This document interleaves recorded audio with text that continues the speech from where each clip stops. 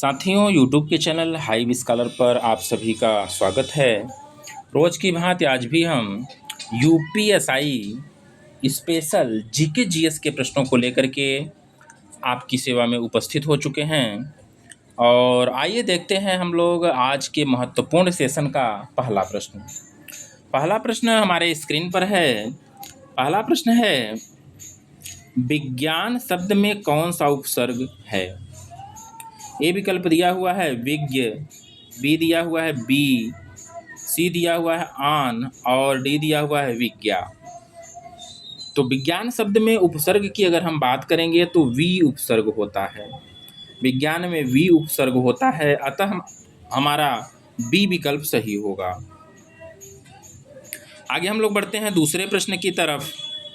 दूसरा प्रश्न है, इनमें से कौन सा शब्द आकाश का विलोम है?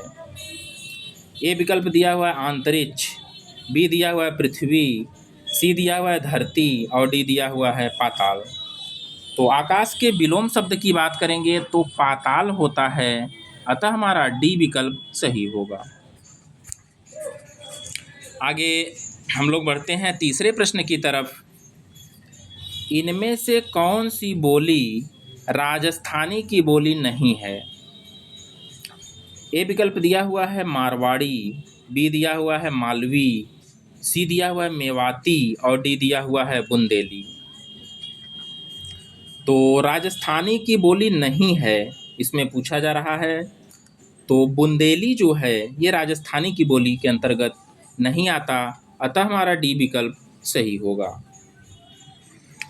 आगे बढ़ते हैं चौथे प्रश्न की तरफ। मिश्रित तथा संयुक्त वाक्यों में विरोध का भाव प्रकट करने के लिए किस विराम चिन्ह का प्रयोग किया जाता है? ए विकल्प दिया हुआ है योजक चिन्ह, बी दिया हुआ है कोष्ठक, सी दिया हुआ है अल्प विराम और डी दिया हुआ है अर्ध विराम। तो मिश्रित तथा संयुक्त वाक्यों में विरोध का भाव प्रकट करने के लिए हम लोग अर्ध विराम का प्रयोग करते हैं, अतः हमारा डी विकल्प सही होगा। आगे चलते हैं पांचवें प्रश्न की तरफ। सर्वनाम का भेद इनमें से कौन सा नहीं है? ए है गुणवाचक, बी है प्रश्नवाचक, सी है संबंधवाचक और डी है निजवाचक। तो सर्वनाम का भेद कौन सा नहीं है? संज्ञा सर्वनाम को आप अच्छे से पढ़ लीजिएगा, आपको प्रश्न का उत्तर पता हो जाएगा। तो पांचवें प्रश्न के सही उत्तर की बात हम करेंगे तो गुणवाचक जो है सर्वनाम का भेद नहीं होता है, अतः हमारा ए विकल्प सही होगा। आगे हम लोग बढ़ते हैं छठे प्रश्न की तरफ और छठा प्रश्न हमारे स्क्रीन पर है।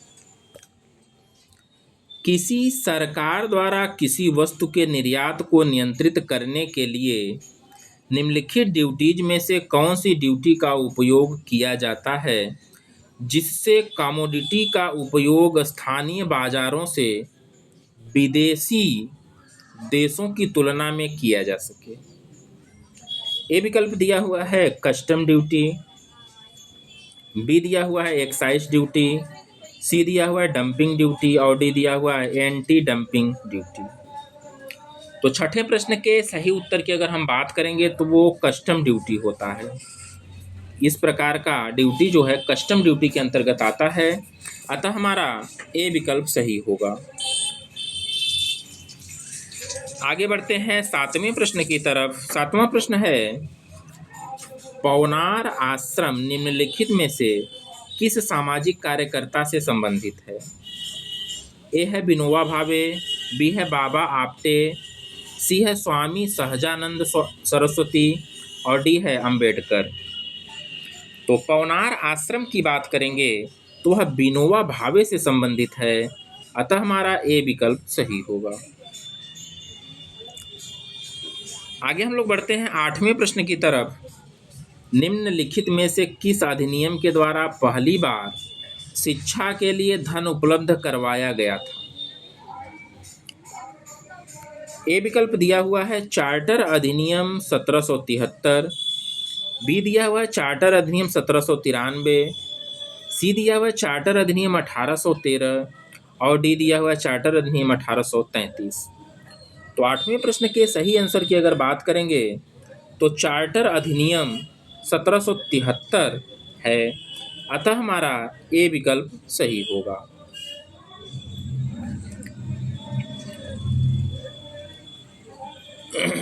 सॉरी, जरा सा यहाँ पर देखेंगे हम लोग प्रश्न को फिर से। किस अधिनियम के द्वारा पहली बार शिक्षा के लिए धन उपलब्ध कराया गया? तो ए विकल्प दिया हुआ है चार्टर अधिनियम 1773, बी दिया हुआ है चार्टर अधिनियम 1793, सी दिया हुआ चार्टर अधिनियम 1813, डी दिया हुआ चार्टर अधिनियम 1833। तो इसका ए विकल्प नहीं होगा, ए इसका गलत है, ये नहीं होगा, ये भी नहीं होगा, ठीक है ना, ये भी नहीं होगा। इसका सी सही विकल्प होगा, चार्टर अधिनियम 1813। चार्टर अधिनियम 1813 इसका सही आंसर होगा, अतः हमारा सी विकल्प सही होगा। आगे हम लोग बढ़ते हैं 9वें प्रश्न की तरफ। महाजनपद सूरसेन की राजधानी कहाँ थी? बहुत ही महत्वपूर्ण प्रश्न है। वैसे तो सारे प्रश्न आपको जितने मिलेंगे इसमें इम्पॉर्टेंट मिलेंगे। महाजनपद सूरसेन की राजधानी पूछी जा रही है। ए है सौराष्ट्र, बी है पुंचा, सी है मथुरा और डी है कोटाली।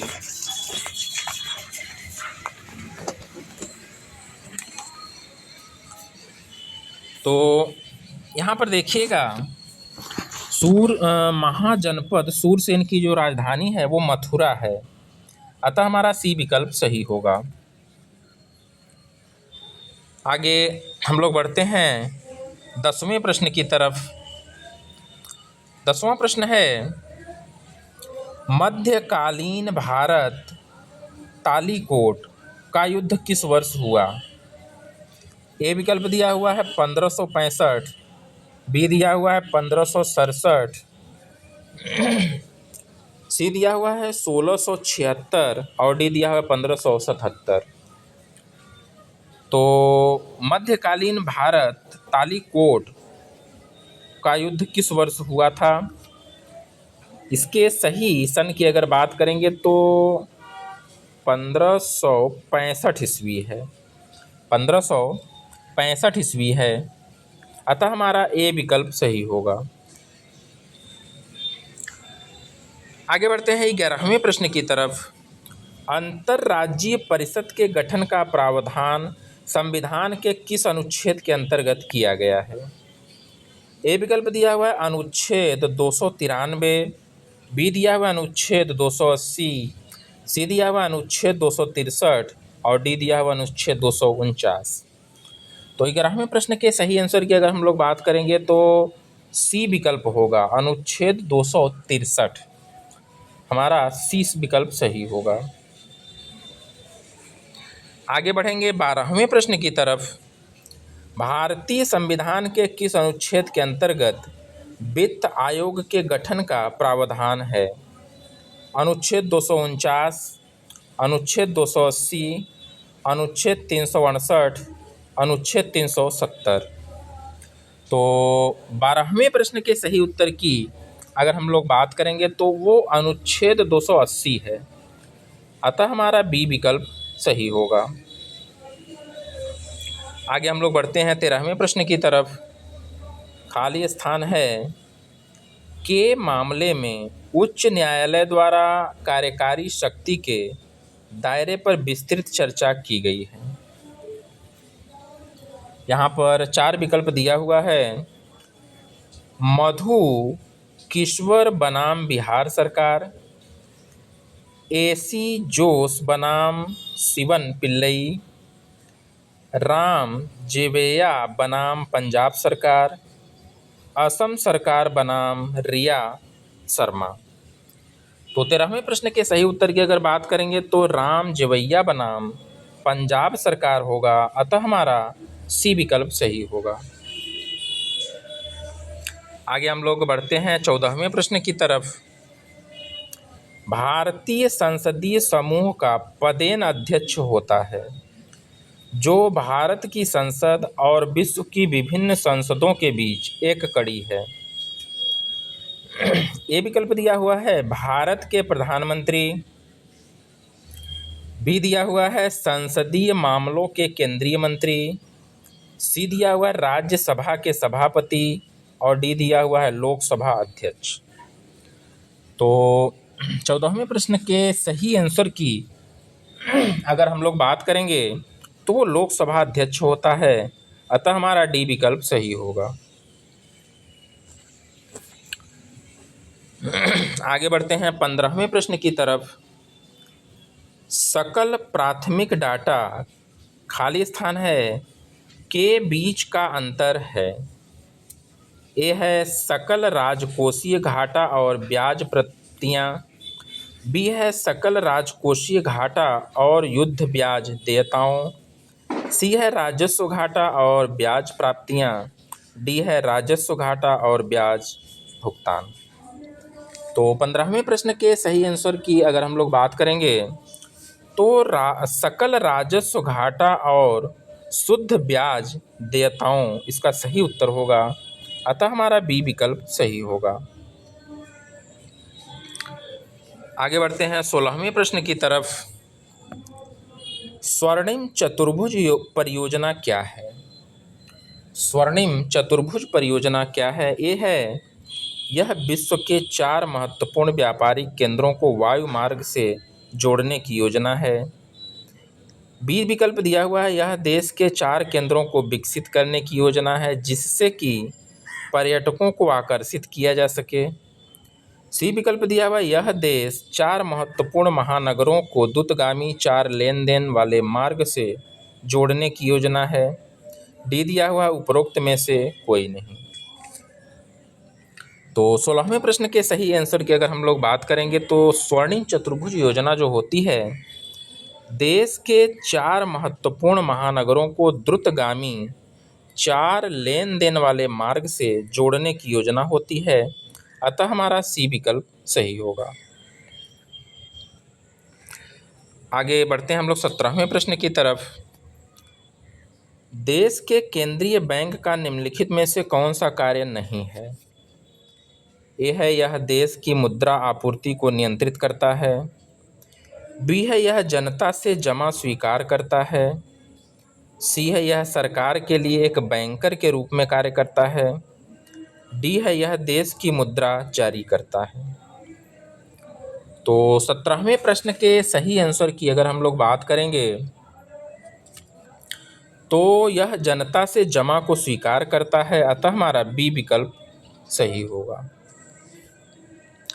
आगे हम लोग बढ़ते हैं 18वें प्रश्न की तरफ। 18वां प्रश्न है भारत की राष्ट्रीय आय के बारे में कौन सा कथन सही है। ए विकल्प दिया हुआ है सेवाओं की अपेक्षा कृषि का प्रतिशत हिस्सा अधिक है। बी दिया हुआ है कृषि की अपेक्षा उद्योग का प्रतिशत हिस्सा अधिक है। सी दिया हुआ है उद्योग की अपेक्षा सेवाओं का प्रतिशत हिस्सा अधिक है। संयुक्त रूप से कृषि और उद्योग की अपेक्षा सेवाओं का प्रतिशत हिस्सा अधिक है।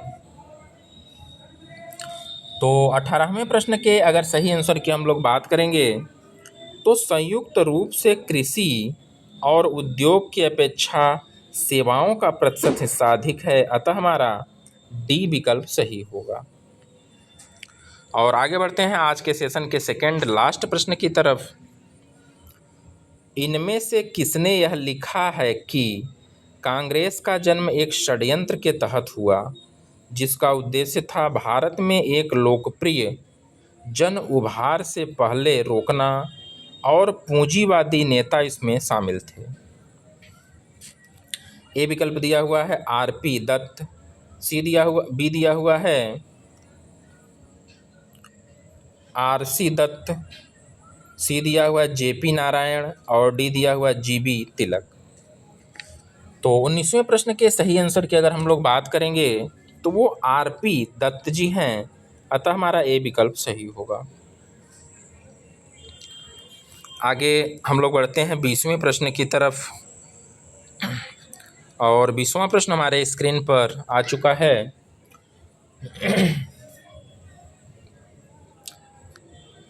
ब्रिटिश भू राजस्व व्यवस्था के संदर्भ में निम्नलिखित कथनों पर विचार कीजिए। इस टाइप के भी प्रश्न कथन से संबंधित आपको निश्चित रूप से मिलेंगे। तो देखिएगा, ए विकल्प दिया हुआ है, स्थायी बंदोबस्त के तहत सरकार ने जमींदारों से हमेशा के लिए लगान निश्चित किया, इसी कारण इसे स्थायी बंदोबस्त कहा गया। दूसरा विकल्प है, रैयतवाड़ी व्यवस्था के तहत सरकार ने रैयतों से लगान निश्चित किया, इसी कारण इसे रैयतवाड़ी व्यवस्था कहा गया। सी दिया हुआ है, महालवाड़ी व्यवस्था के तहत प्रत्येक खेत के आधार पर भू राजस्व विकसित नहीं किया गया, बल्कि प्रत्येक महाल जागीर का एक भाग के अनुसार निश्चित किया गया, इसलिए यह व्यवस्था मारवाड़ी व्यवस्था कहलाई। अब यहाँ पर आपको बताना है कि कौन सा संदर्भ सही है। ए दिया हुआ है ए और बी दिया हुआ है बी और सी दिया हुआ है ए और सी, और डी दिया हुआ है ए बी और सी।